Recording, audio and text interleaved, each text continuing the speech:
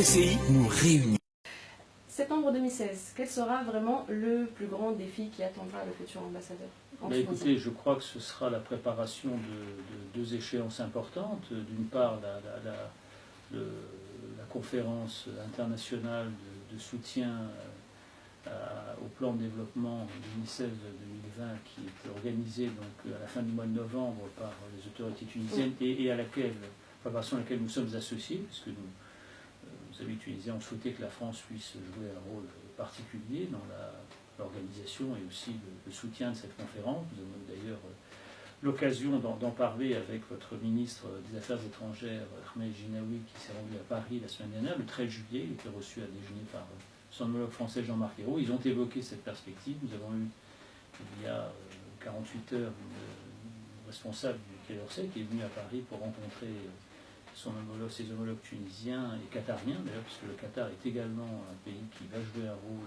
positif et important dans la préparation de cette conférence et son organisation. Donc nous sommes tout à fait engagés dans cette direction. Et puis il y a une autre échéance bilatérale, celle-là, qui devrait, dont l'échéance devrait se situer à peu près à la même période, qui est la première réunion du comité franco-tunisien de haut niveau, qui est je dirais, l'équivalent, on peut le dire, d'une grande commission mixte, comme il existe avec le Maroc et l'Algérie, qui va être mis en place sous la présence de deux chefs du gouvernement, côté tunisien et côté français, et avec les ministres concernés par notre coopération dans tous les domaines et qui devraient se réunir à Tunis avant la fin de l'année. Donc on a des échéances importantes, à caractère économique évidemment marqué, que va effectivement avoir à gérer Olivier Poivre-Marvor.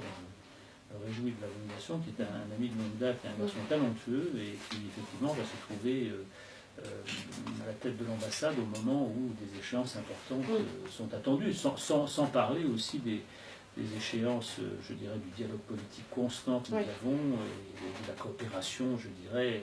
Voilà, il y a aussi, vous savez, ce plan de soutien à la Tunisie exceptionnel d'1 milliard d'euros sur 5 ans, dont l'AFD va être l'opérateur, qu'il va falloir mettre en œuvre en suivant, je dirais, l'application du plan de développement 2010-2016. Donc ça correspond exactement d'ailleurs à l'échéance fixée.